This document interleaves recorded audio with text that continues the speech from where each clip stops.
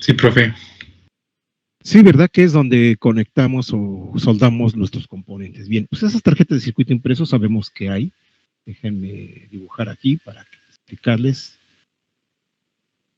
Hay tarjetas que conocemos como una sola cara, y exactamente es la de una sola cara, es la que estoy dibujando en la parte superior, y hay las tarjetas de circuito impreso que tienen doble cara.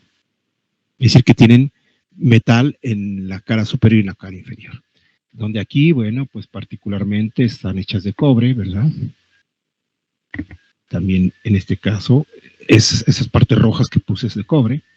Y todo esto que estoy asurando en color azul corresponde a un dieléctrico que va a tener una permitividad dieléctrica relativa, ¿sí? Diferente, ¿sí? Entonces, ¿por qué es importante hacer un análisis de lo que son las condiciones de frontera? Bueno, aunque en el ejemplo nosotros vimos las condiciones de frontera entre dos dieléctricos diferentes, el cual podría aplicarse directamente a esta zona, porque tenemos dos dieléctricos diferentes, una de este material, que es del que está hecho la tarjeta de circuito impreso, y del aire, que es esta zona que estoy señalando, o tener el otro caso que está aquí arriba, en el cual tenemos un dieléctrico, que es esta zona, que es el aire o el vacío, luego tenemos un metal, y luego tenemos, en este caso, un dieléctrico que se utiliza como base para poner, en este caso, el cobre que utilizamos para hacer las conexiones. O en el caso de abajo, que es exactamente lo mismo, tenemos un dieléctrico, que es el aire o el vacío, luego tenemos el metal, y luego tenemos, en este caso, esta zona que corresponde a otro dieléctrico. Y en la cara que está en la parte inferior es exactamente parecida de la cara superior, a menos de que, por ejemplo, yo mande a fabricar una tarjeta tipo sándwich, como la que está en la parte de abajo, donde una le ponga cobre y otra le ponga aluminio, le ponga otro tipo de material, oro, plata, etcétera, bronce, lo que sea, ¿sí? Entonces, por eso es importante conocer qué es lo que pasa cuando tenemos, en este caso, fronteras con materiales dieléctricos diferentes, como se ve particularmente en la parte superior, entre lo que es la estructura que soporta lo que es la tarjeta de circuito impreso de una sola cara y el aire. Entonces, por eso es importante hacer este tipo de análisis, estudios y cálculos, como lo vimos en la clase o en la sesión de ayer. ¿Sí? Lo comento pues porque pues muchas veces yo he escuchado ahí, tal vez no quejas o reclamos, pero sí comentarios de que dicen, es que no tenemos laboratorio y yo no aprendo con laboratorio. Bueno, muchas cosas de esas es difíciles de poder llevar a cabo en laboratorio porque pues se deberían ser en laboratorios de física y laboratorios muy bien equipados, con muchos instrumentos y cosas para hacer. Sin embargo, bueno, pues todo esto ya no tiene años que se estudió, sino tiene siglos ya. Entonces todo está perfectamente probado. Y actualmente, para evitar tener una inversión tan grande en laboratorios, pues lo que se hace es utilizar, gracias a la tecnología que se desarrolla actualmente, pues el uso de computadoras y simuladores que traen los modelos que ya en el pasado muchos físicos, en este caso, realizaron y comprobaron, y por eso están esas ecuaciones. Entonces, todo eso es muy importante y bueno, a pesar de que estamos todavía en condiciones de clases a distancia, pues todo lo que, la teoría que estábamos viendo y lo que estoy explicando, pues ya está 100% probada y todos los modelos pues son válidos y por eso es que se ha desarrollado mucha tecnología. ¿Ok? Entonces ese es el comentario que les quería hacer para complementar todo lo que se está viendo y para que no, es que esa materia es bastante aburrida, bastante pesada porque son puras matemáticas, puras ecuaciones que no entiendo nada.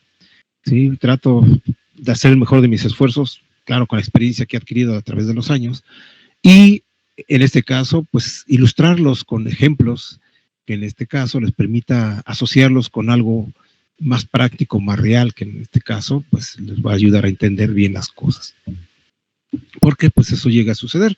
Recordarán cuando empezaron a ver esto de campos y ondas en física, tal por allí en la secundaria, y les enseñaron vectores escalares, pues se les hacía bastante pesado, bastante aburrido, porque no entendían para qué pueden servir. Aquí Bueno, pues obviamente en ese tiempo todavía no maduraban, ahora ya tienen una edad muy distinta a esa época y pues comprenden mejor las cosas. Y bueno, su preparación pues debe de ir, en este caso, mejorando. Y pues la idea es que todo esto lo vayan comprendiendo porque pues a pesar de que pues dice uno, es que es la clase de campos y ondas electromagnéticas y nomás es parte de este semestre. No, en realidad todo lo que se está viendo.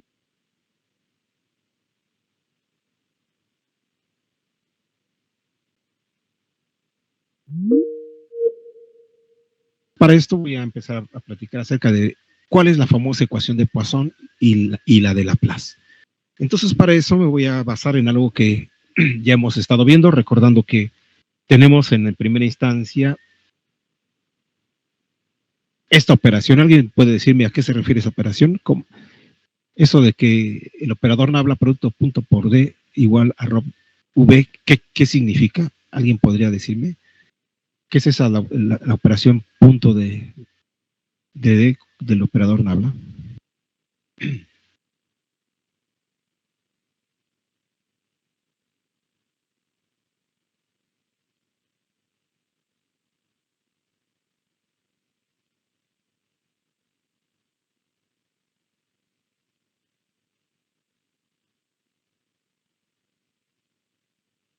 ¿No era el teorema de la divergencia?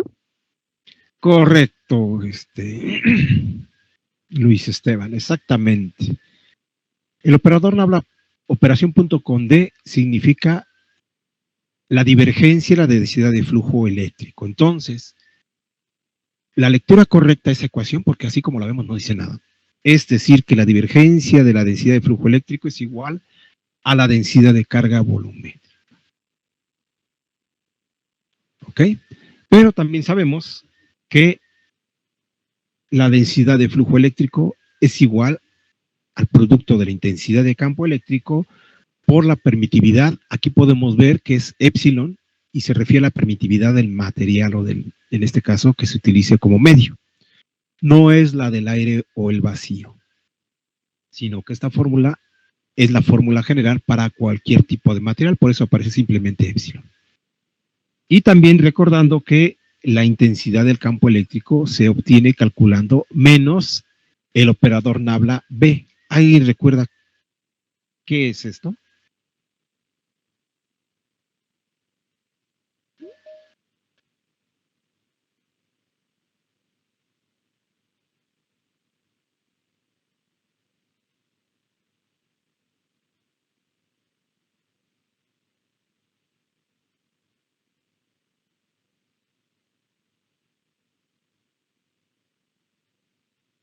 Es el gradiente, ¿no? Correcto. Correcto, Gael. Ese es el gradiente del potencial. ¿Y qué significa el gradiente? ¿Alguien lo recuerda? ¿Qué es lo que nos dice el gradiente o qué nos da el gradiente? Sus derivaciones parciales. Ajá, pero particularmente algo. Si se sacas, correcto, Gael, sacando las derivadas parciales en sus tres componentes. ¿Pero qué nos representa el gradiente? ¿Era la forma en la que iba cambiando o aumentando? No es cierto, No. era su capacidad máxima. Algo así. El cambio máximo. Eso. Por ahí ibas, ¿sale? Así es, Igal, más o menos por ahí vas. Pero no recuerden, el gradiente es el cambio máximo que puede tener esa variable que es un vector. ¿Sí? Entonces no podemos decir el máximo gradiente. Eso no es correcto. Nunca se debe decir el máximo gradiente, se le dice simplemente el gradiente. Y cuando ustedes les dicen, es que el gradiente de voltaje, de corriente, de potencia, de temperatura, de presión, todo aquello que tenga representación vectorial, inmediatamente ustedes deben de entender que se está refiriendo al máximo cambio de esa variable en cierta dirección. ¿Sí queda claro?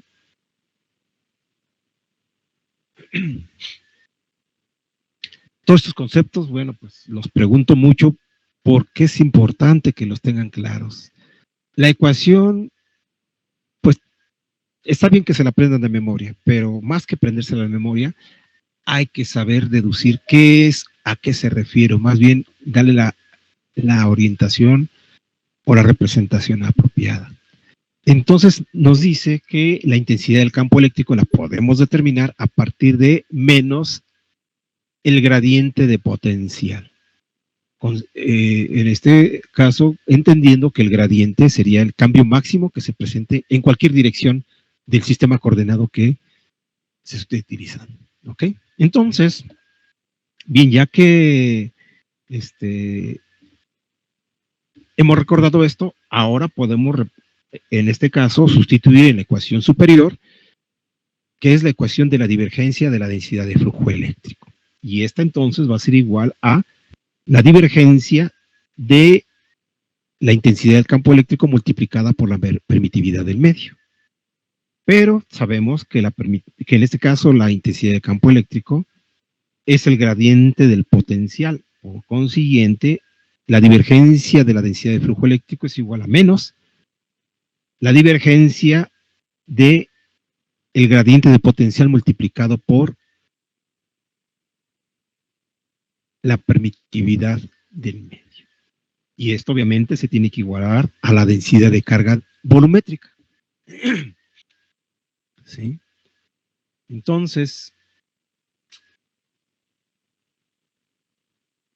como en este caso la permitividad del medio es una constante, la podemos sacar del operador y nos quedaría de la siguiente manera.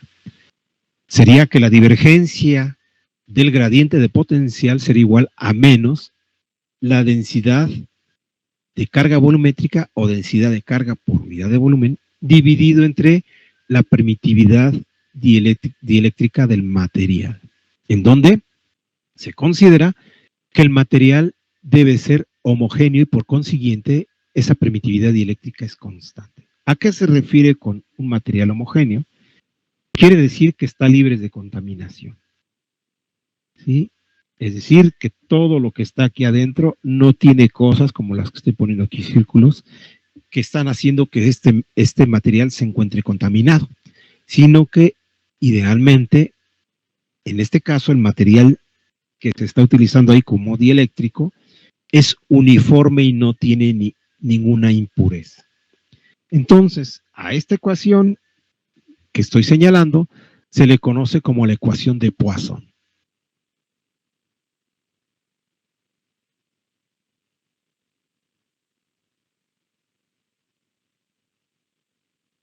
Entonces, la ecuación de Poisson es la divergencia del gradiente de potencial y es igual a menos la densidad de carga volumétrica dividido entre la permitividad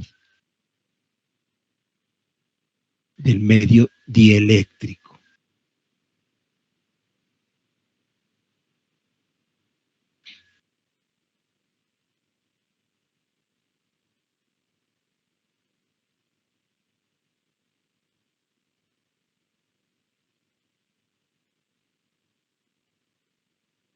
Bien, voy a pasar a la siguiente diapositiva.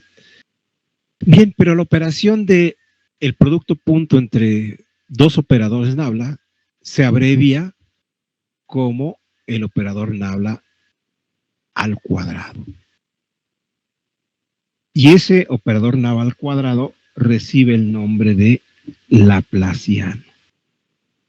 Es decir, entonces el operador Nabla al cuadrado se le conoce como el Laplaciano.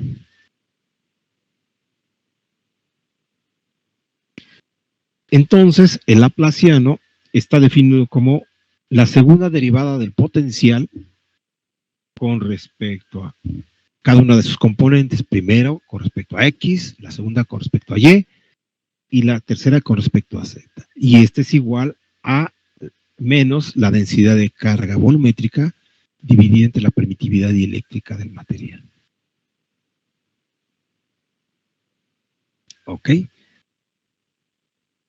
¿Por qué utilizamos la densidad de carga volumétrica del material? Pues recordando que lo que nosotros tenemos en la vida real son cosas volumétricas, es decir, todo tiene un volumen, todo es tridimensional. Aunque veamos una hoja de papel que es muy delgada, también tiene un pequeño volumen. Bueno, va a depender de sus dimensiones, de lo largo, ancho y el grosor. Aunque sea muy delgada, pues el producto de largo por ancho, si es muy grande, pues nos va a dar un volumen. Por esa razón utilizamos la densidad de carga volumétrica. Pero nosotros sabemos que no existe solamente la densidad de carga volumétrica, sino que también podemos tener cargas puntuales o densidades de carga de línea, o una línea cargada, ¿verdad? Que es lo mismo, o una densidad de carga de superficie. Entonces, si la densidad de carga volumétrica es igual con 0, pues entonces esta igualación daría lugar a lo que es una carga puntual, o una densidad de carga de línea, o una densidad de carga de superficie, en vez de esa densidad de carga volumétrica. Pero entonces, si no nos referimos a una densidad de carga volumétrica y lo hacemos en términos de cargas puntuales, entonces nos queda lo que está en esta última expresión y que estoy ahorita subrayando. Nos dice que el laplaciano del potencial es igual con 0. Y a esta ecuación que está aquí se le conoce como la ecuación de Laplace.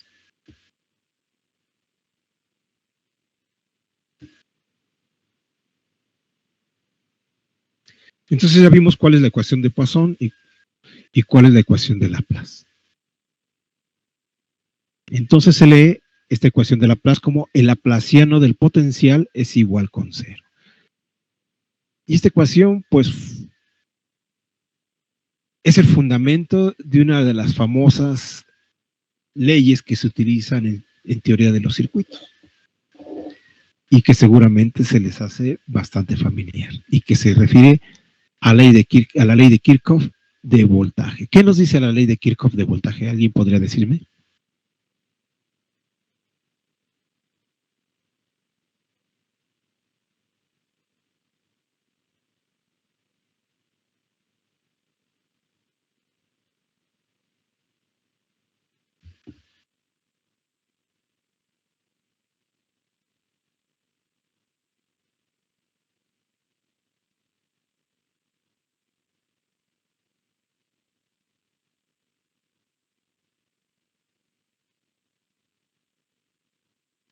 Que la suma de los voltajes es igual a 0, ¿no? Correcto. Que la suma de las caídas de tensión en una malla o en una trayectoria cerrada es igual con 0. Lo que vemos aquí, en vez de tener circuitos, es que las componentes o la suma de las componentes del potencial en cada una de sus direcciones es igual con 0. De hecho, la ley de Kirchhoff de tensión o de voltaje nace a partir de lo que es la ecuación de Laplace. Entonces, para que vean las similitudes que existen entre lo que es un análisis desde el punto de vista microscópico, desde la física, con lo que ustedes están habituados a manipular, que son sistemas macros, ¿verdad? O grandes, macroscópicos, y que de ahí es de donde sale esa famosa ley de Kirchhoff.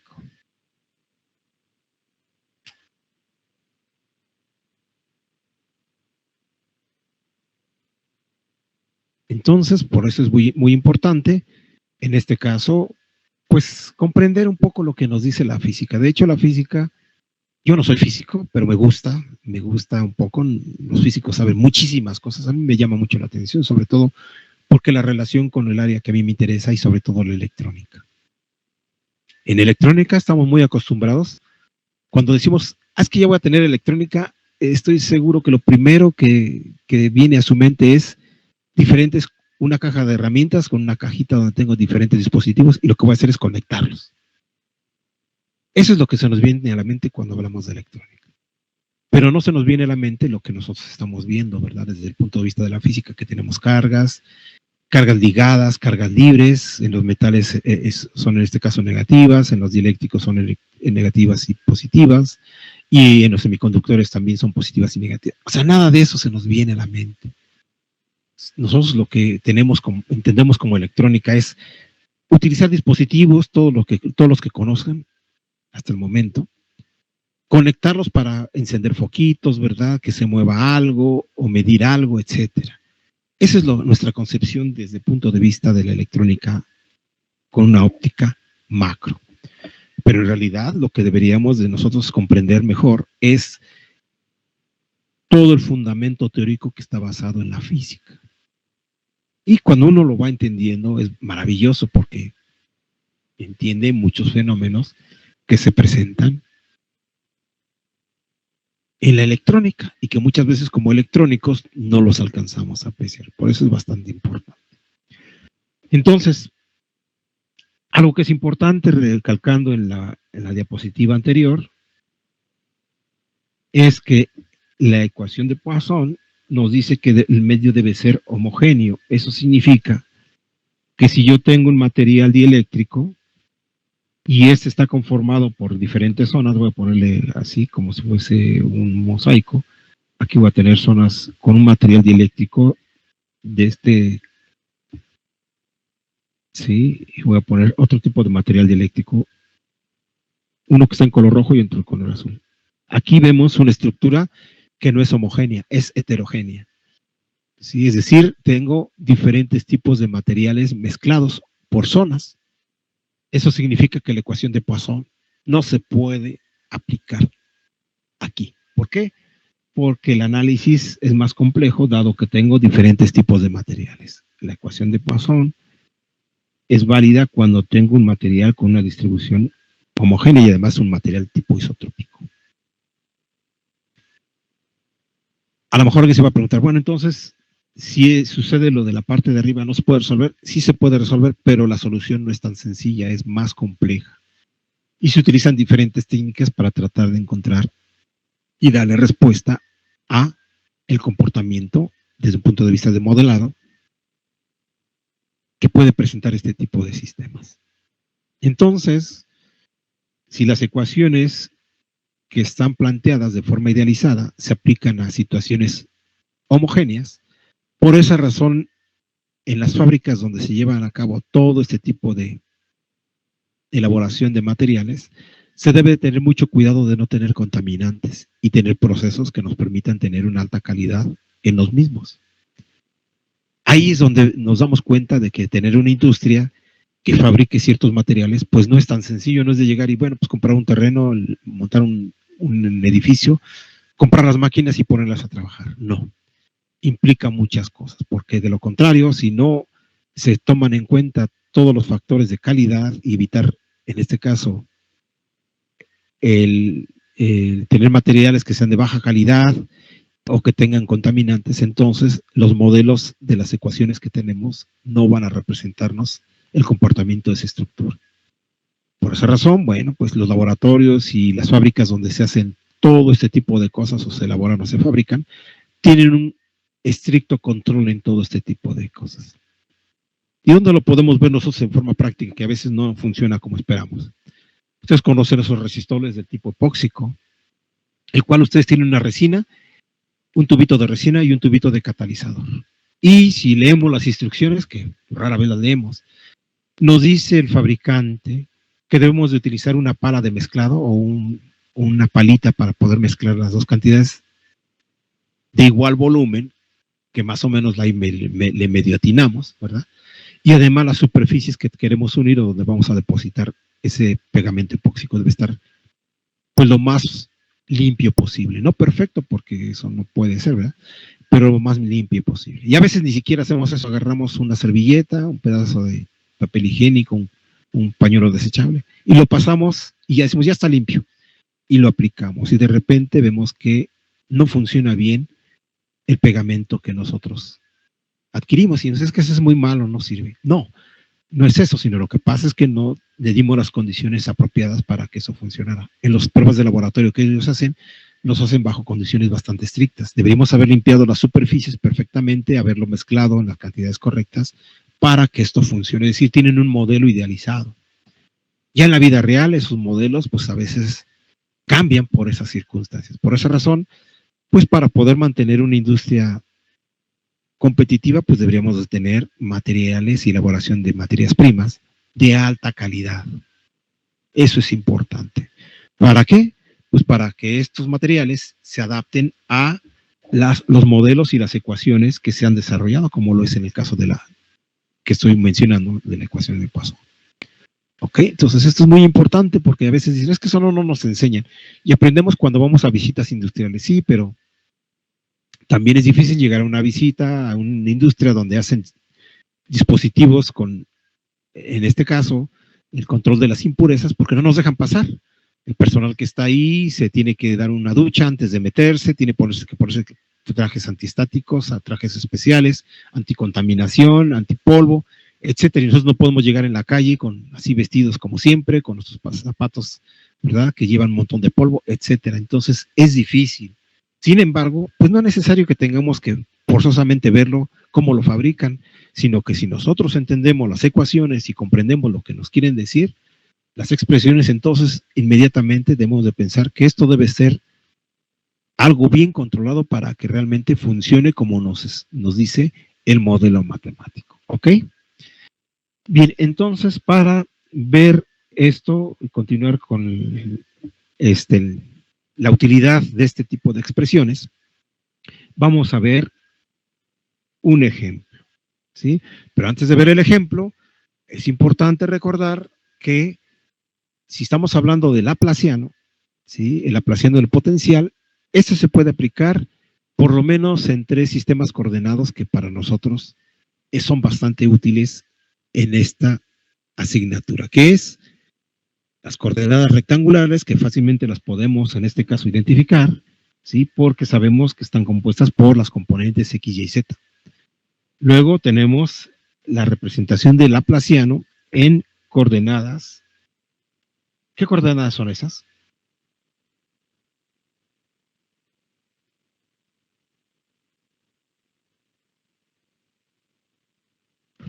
Cilíndricas. Cilíndricas. Correcto, son cilíndricas, correcto, Guadalupe, son cilíndricas, porque tenemos ahí Rho, Phi y Z.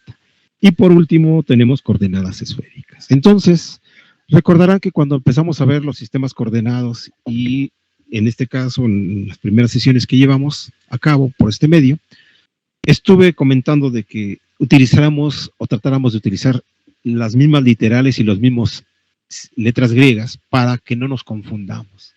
Esto con la idea de que entonces al ver nosotros esas literales y esos símbolos griegos que ya hemos estado utilizando, fácilmente podemos identificar el sistema coordenado que se va a emplear. Es muy sencillo, no es complicado, ¿sí? Claro, si empezamos a cambiar Rho por otro tipo de variable, por gamma, por ejemplo, pues ya nos desconcierta y no sabemos, a menos de que conozcamos el modelo de la expresión, qué es lo que pasa en los libros. Entonces es importante pues ese comentario que les hice en ese momento. De esta manera se pueden dar cuenta de que pueden con facilidad, en este caso, identificar el sistema coordenado en el que se está trabajando. ¿Okay? Entonces tenemos la representación de las ecuaciones de Laplaciano, que son derivadas parciales con respecto a X, Y, Z, en coordenadas cartesianas o rectangulares. Luego lo tenemos en coordenadas cilíndricas y por último en coordenadas esféricas. Entonces se va a aplicar en función del sistema coordenado que se requiere. Ahora sí, entonces vamos a ver un ejemplo de cómo se utiliza todo esto, ¿sí?, de la ecuación de Poisson y Laplace con un problema. Entonces el problema dice lo siguiente. Si tenemos un potencial igual a 2, aquí, por favor, agréguenle que sería V, que sería voltaje, 2 volts, me faltó ahí poner el paréntesis rectangular, para decir que el potencial es igual a 2 volts, en X igual a 1 milímetro. Y el potencial vale 0 en X igual con 0. Entonces, con esa información me pide o nos pide calcular el valor de la intensidad de campo eléctrico en la dirección X, ¿verdad? Por eso es su índice X, cuando X vale 1 milímetro. ¿En dónde? En el espacio libre. Y nos pide calcular ese valor de la intensidad de campo eléctrico en la dirección X, en el espacio libre, cuando se tienen 2 densidades de carga volumétrica. En el inciso A, cuando esta densidad de carga volumétrica vale menos 10 por 10, aquí hay un error, por favor corríjanme, debería ser más 6, en vez de menos 6, debería ser más 6. ¿Sí? Menos 10 por 10 a las 6 veces epsilon 0. Ahí me equivoqué a la hora de teclear. ¿Por qué digo que debe ser 10 a la 6? Porque epsilon 0 es 10 a la menos 12. Si yo multiplico 10 a la menos 12 por 10 a la menos 6, dejándole ese signo negativo, me va a dar 10 a la menos 18. Es un valor, pues prácticamente efímero, es decir, nada. Entonces, pues no tiene ningún sentido. Entonces tiene que ser positivo para que cuando tengo 10 a la 6 con 10 a la menos 12, pues me va a quedar 10 a la menos 6, que es un valor pues no tan pequeño, ¿ok? Entonces, por favor, corríjanle ahí, quítenle ese menos 6 y pónganle más 6, o pónganle ahí la otra barrita vertical para que quede más 6. Y el otro dato que me da, que es calcular la intensidad de campo eléctrico en la dirección X, cuando tengo una densidad de carga volumétrica igual a menos 3 por 10 a la 8, ahí está correcto, veces epsilon 0 por X, y ambas están dadas en unidades de coulombs por metro cúbico. Entonces, por favor, hagan esas dos modificaciones para que pueda continuar con esto y veamos cómo se resuelve este tipo de problemas.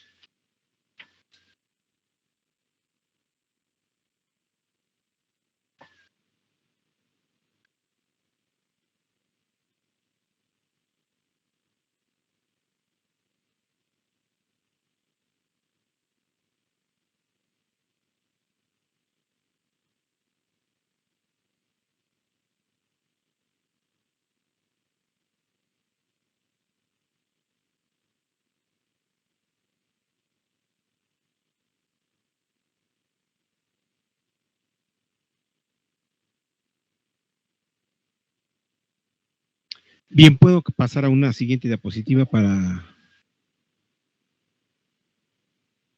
que podamos empezar a resolverlo.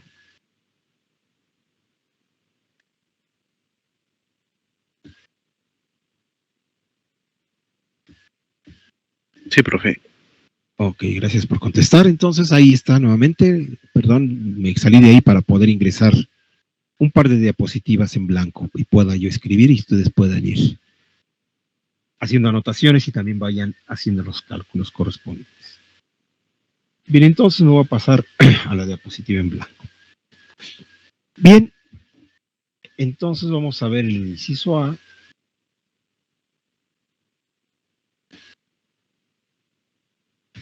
En ambos incisos nos pide calcular el valor de la intensidad de campo eléctrico en la dirección X. ¿Ok? Con un valor de densidad de carga volumétrica de menos 10 a la 6, y haciendo la corrección que les acabo de comentar, veces es 0, esto está dado en coulombs por metro cúbico.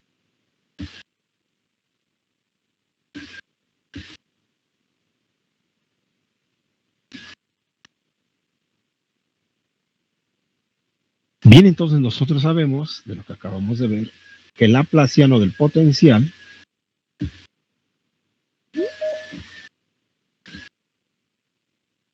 es igual a menos la densidad de carga volumétrica dividido entre epsilon 0.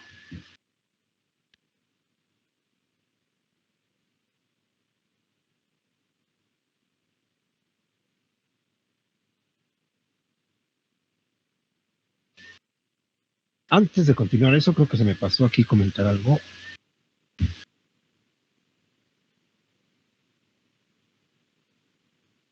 Que bien, aquí en esta ecuación, que es, en este caso, la ecuación de Laplace, ¿verdad? Que sacamos el laplaciano del potencial, nos resulta como la densidad de carga volumétrica, pero podemos tener, en este caso, una densidad de carga de línea o una densidad de carga de superficie, inclusive podría ser una carga puntual, ¿sí? Pero vuelvo a comentar, pues en nuestros casos prácticos, en la vida real, todo va orientado hacia lo que son volúmenes, porque es lo que nosotros alcanzamos a percibir. Por eso que utilizamos, pues prácticamente, esto de la densidad de carga por unidad de volumen o densidad de carga volumétrica. Entonces, bien, una vez hecho esta aclaración, ¿sí? Tenemos que, déjenme escribirlo bien aquí, Ahora sí, el laplaciano del potencial es igual a menos la densidad de carga volumétrica dividido entre epsilon 0. Entonces, si sustituimos con el valor que tenemos, esto simplemente nos quedaría 10 a la 6.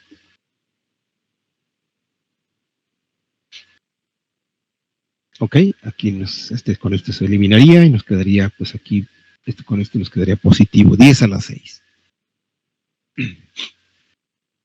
Pero a nosotros no nos está pidiendo que determinemos el laplaciano, que sería sacar la segunda derivada de cada una de las componentes de ese potencial. Si nos fijamos en este caso en el enunciado, para regresar, dice que calcular el valor de EX.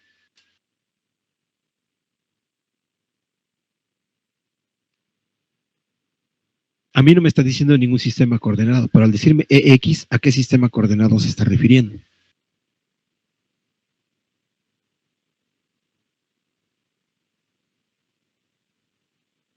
Al rectangular. Así es, cartesiano o rectangular. Entonces, yo al leer el enunciado, pues ya, aunque no me dicen qué coordenadas está, en qué sistema coordenado, simplemente al ver que me está pidiendo es subíndice X, quiere decir que está en el sistema coordenado cartesiano o rectangular. ¿Ok? Entonces, me está pidiendo el valor de EX. Es decir, la intensidad de campo eléctrico. Pero sabemos que la intensidad de campo eléctrico es igual a menos el gradiente del potencial, ¿verdad?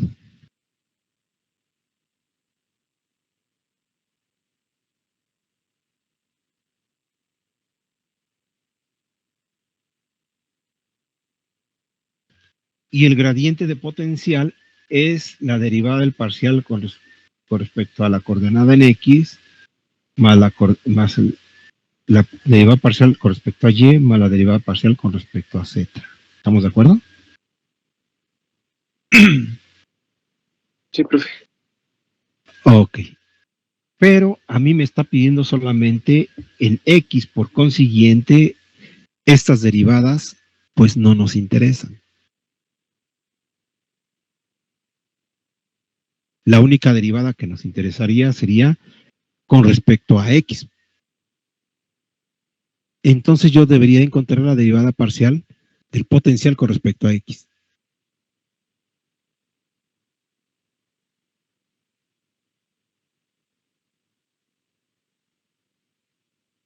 ¿Sí estamos entendiendo? Sí, profe. Sí, profe. Ok. Voy a borrar. Estoy insistente en si van entendiendo porque voy a ir borrando algunas cosas. Bueno, esto ya quedó claro. Entonces fíjense muy bien, porque tenemos muy pocos datos para poder llegar a la información que nos están pidiendo. El resultado de la segunda derivada parcial ya lo tenemos aquí y se refiere al laplaciano del potencial. Mi pregunta es, ¿cuál sería la derivada parcial del potencial con respecto a X? De tal manera que al hacerle su segunda derivada me dé como resultado 10 a la 6. ¿Cuál debería ser la ecuación que corresponde a la derivada parcial del potencial con respecto a X?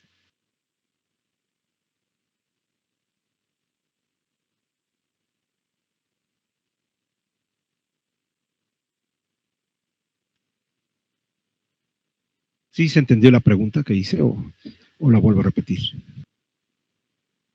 Sería X 10 a la 6.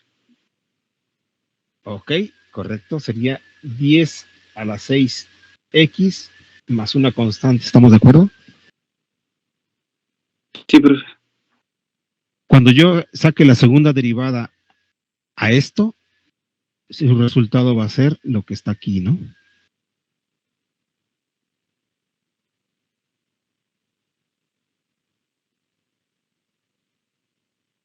¿Estamos de acuerdo?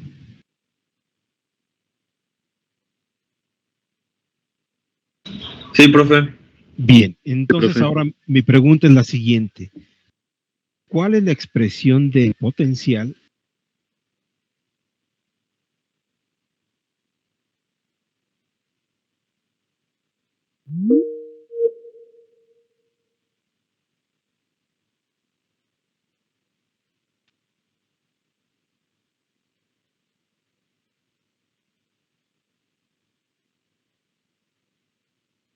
¿Podría repetir la pregunta, por favor, profe? Ajá.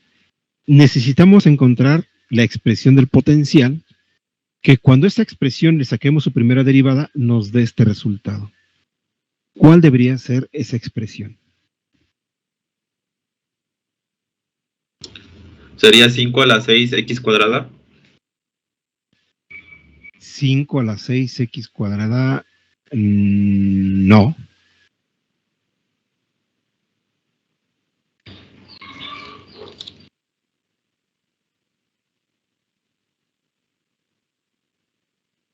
Por ahí va, pero no está del todo correcto.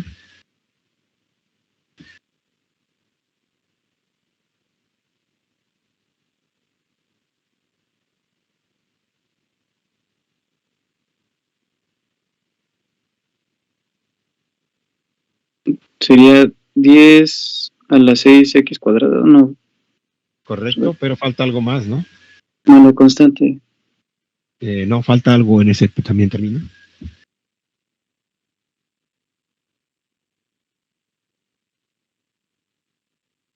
¿Cuál entonces la derivada de x al cuadrado?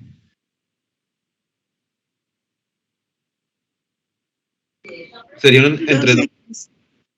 La derivada de x al cuadrado sería 2x, ¿no? Sería entre 2, ¿no, profe? Correcto, correcto. Entonces sería 10 a la 6 dividido entre 2 por x al cuadrado, ¿no? Al derivar ese primer término nos daría 10 a la 6x, ¿estamos de acuerdo?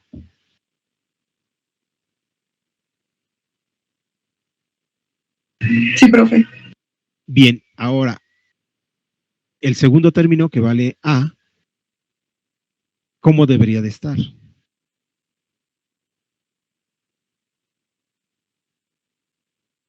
AX. Correcto, ax. Y a lo mejor podríamos tener aquí una constante, pero esa constante debería, pues podría ser 0. Al sacar la derivada de esa constante nos daría 0, ¿verdad? Entonces, para completar y no violar los cánones de las matemáticas, pues deberíamos de incluir este término, aunque este término pues prácticamente nos va a dar 0, ¿no? Al sacar la derivada nos daría 0, entonces pues no lo incluimos. ¿Estamos de acuerdo?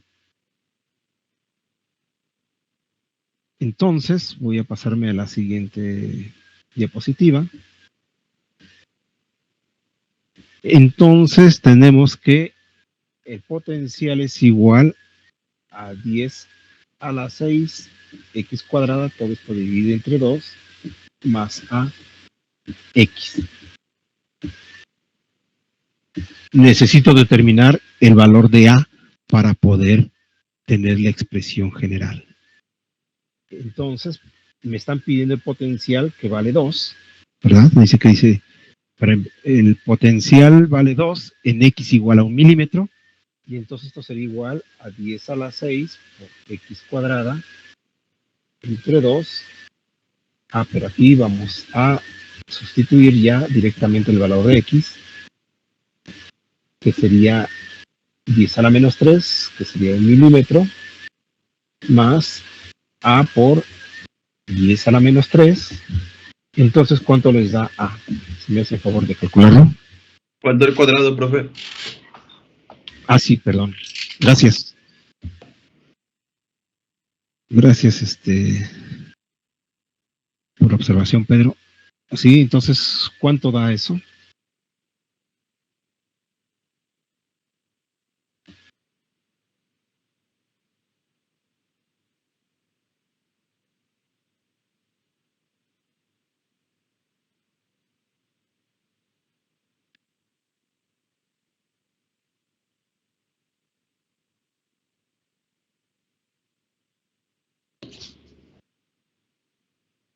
El primer término me dio 5000, profe.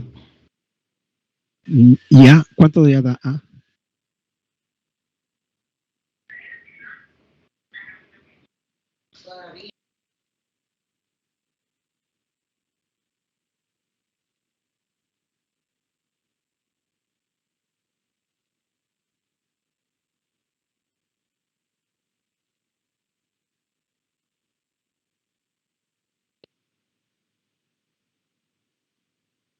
Me salió 1500. Correcto. A, correcto, Strigal da 1500. Entonces, ahora sí, podemos decir que esto vale 10 a la 6 sobre 2, x cuadrada más 1500, x. Esa es la ecuación del potencial. Pero todavía no llegamos a lo que buscamos, ¿verdad?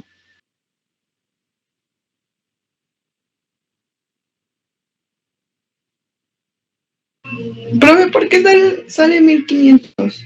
No entendí eso. Ah, pues porque despejas de aquí a, ¿no?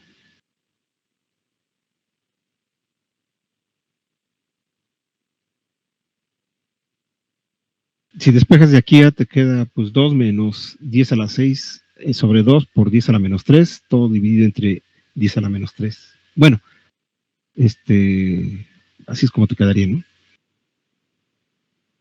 Ah, ok, profe.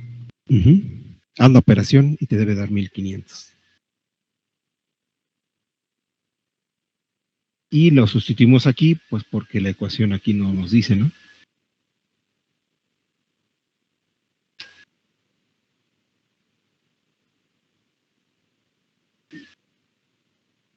Ok. ¿Puedo continuar? Sí, profe. Gracias. Entonces, voy a borrar la expresión de arriba para hacer espacio. Esto ya lo calculamos. Bueno, no la voy a borrar del todo, simplemente voy a sustituir aquí el último término, que sería más 1500x.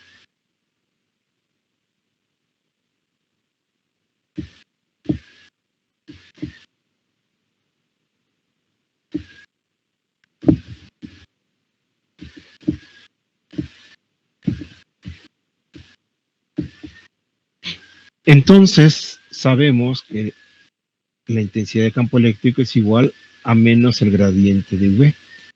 Pero como estamos utilizando, en este caso, solo la componente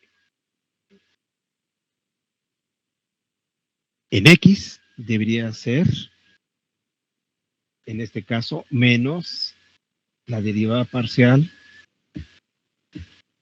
del potencial con respecto a X en la dirección de AX, y esto le vamos a llamar como EX. ¿Estamos de acuerdo?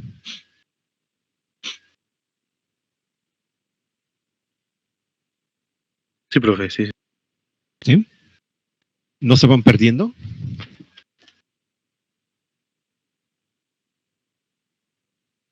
¿No? Ok. Entonces, esto quiere decir que X es igual.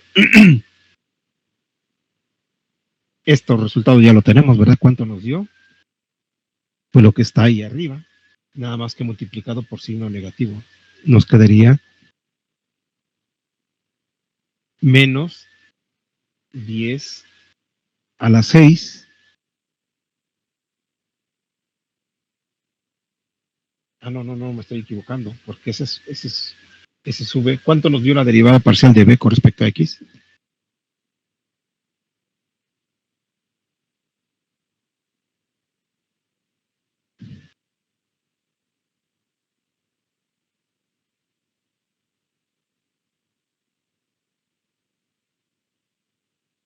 Pues era 10 a las 6.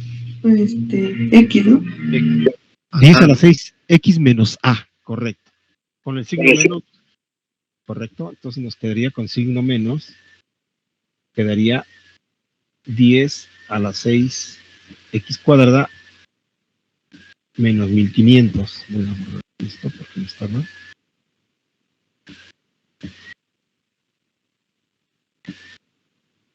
Esto es A, ¿estamos de acuerdo?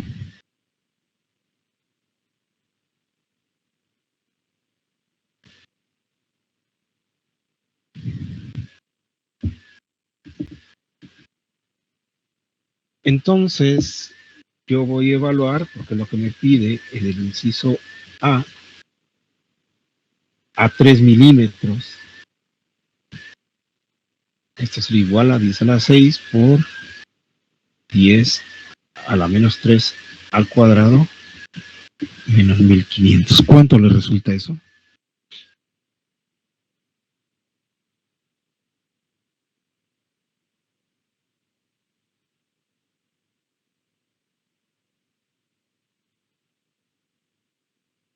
Ah, perdón, pero aquí no es cuadrado. No es cuadrado, ¿verdad? No, profe. Sí, perdón, me estoy equivocando ahí. Es simplemente X. Ahora sí, ¿cuánto queda?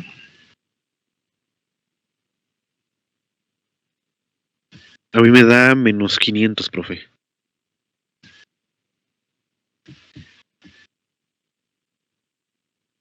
Pero aquí falta el signo menos, ¿no?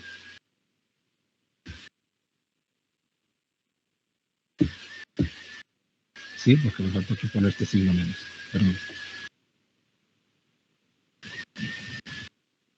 El primer término da 1000, ¿verdad? Menos 1000. Porque es 10 a la 6 por 10 a la menos 3, queda 10 a la 3, es decir, 1000 negativos menos 1500.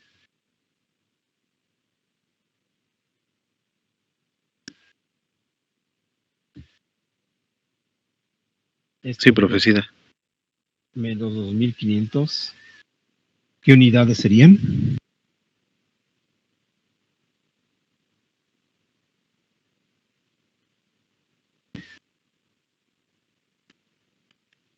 Ohm sobre metro. No. Intensidad de campo eléctrico, que sería ¿qué entonces? ¿Metro? Volts por metro. Correcto. Entonces, este es el resultado.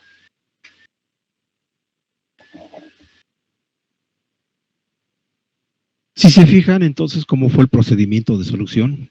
Solamente teníamos, en este caso, el valor de la densidad de carga volumétrica. Y a partir de ahí nos pidió encontrar la intensidad de campo eléctrico. Y para eso hicimos uso del famoso laplaciano. El laplaciano nos representa la segunda derivada en alguna de las componentes. Y para, una vez teniendo el resultado de la segunda derivada, sacamos la expresión que representaría la primera derivada, que nos daría esa segunda derivada. Y luego de esa primera derivada sacamos la expresión que sería la expresión del potencial. De tal forma que ese potencial, al sacar su segunda derivada, pues nos daría el laplaciano. Es decir, fuimos de atrás para adelante porque estamos acostumbrados al revés, ¿verdad? Estamos acostumbrados a que nos dé la función, sacarle su primera derivada y luego su segunda derivada. Pero en muchas de las ocasiones es al revés. Partimos de lo último, que es lo que queremos, a lo que queremos llegar, para encontrar la incógnita, que sería lo primero que en matemáticas a veces nos dan. Así lo hicimos, eso fue realmente el procedimiento como se hizo el cálculo. Teníamos que encontrar la expresión de el potencial que está ahí en la parte superior, sacarle su primera derivada. ¿Por qué? Pues porque necesitábamos el gradiente del potencial y sabemos que el gradiente potencial pues es la primera derivada de ese cantidad o esa función vectorial, particularmente a quien nos pidió en la dirección X. Y después evaluamos, eso es lo que se hizo.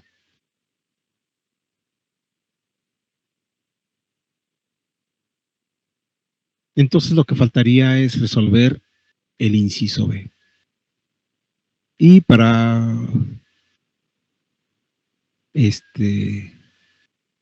que ustedes comprendan cómo se hace, entonces se los voy a dejar de tarea. Es exactamente el mismo procedimiento, solo que hay que hacerlo para el caso de una densidad de carga volumétrica. Voy a regresarme. Igual a menos 3 por 10 a la 8 veces epsilon 0 por X. ¿Ok? Entonces, por favor, realícelo, calcúlenlo y el lunes me dicen cuánto les resultó.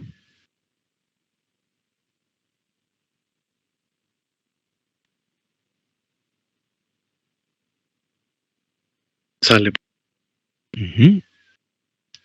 ¿Alguna pregunta? Profe, entonces, ¿no vamos a tener que subir la tarea a Teams? No la suban. Es un ejercicio para ustedes. El lunes lo revisamos. Como nada más es un inciso, entonces por favor realícenlo, ¿sí? Y vemos el lunes cuánto les quedó. Si a alguien no le sale, por favor ese mismo día lo indica. Yo llegué hasta aquí, ya les digo dónde está su error. ¿Ok? Ok, profe. Si no, no lo suban a Teams, solamente calcúlenlo y me dicen cuánto les dio y ya les diré si es correcto. El procedimiento es exactamente el mismo. Sacan el laplaciano y de ahí van a tener que ir a buscar la primera derivada y luego la ecuación del potencial que nos lleva a ese laplaciano, y una vez que se tenga, pues se saca lo que es el gradiente, bueno, ya lo van a tener con su primera derivada, y luego pues sustituir en la ecuación de la intensidad de campo eléctrico, que es igual al menos el gradiente del potencial. Exactamente cuando X valga 1 milímetro. ¿Ok?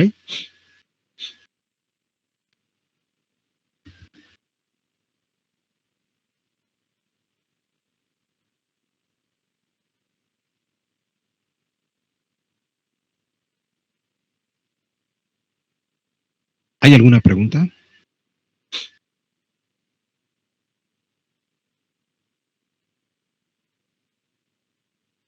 No, profe, por el momento. Gracias por contestar. Bien, pues entonces si no hay preguntas, hasta aquí le vamos a dejar por hoy. Continuamos el próximo lunes. Que tengan muy buen día y cuídense. Beto, fin, profe, hasta luego. Gracias igualmente. Gracias, profe, igualmente. Gracias, profe, hasta luego. Gracias, profe.